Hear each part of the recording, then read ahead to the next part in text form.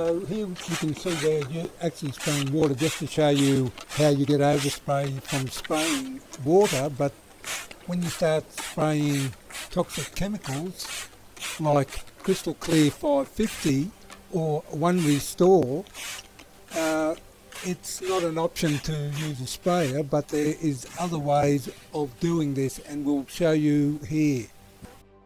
So what we use here is a squirt bottle like this one.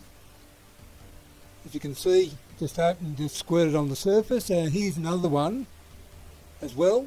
You can buy it in the shop. This is what we use personally, but it does the job for us. And to apply it, we use this. If you look under this video, there'll be a link to a video how we put them on. It's just a matter of getting the squirty bottle, squirt the chemical on the glass, and then agitate with this scrubber. And I hope this helps people that way to actually use these chemicals a little bit more safely. And I suppose, well, that's about it.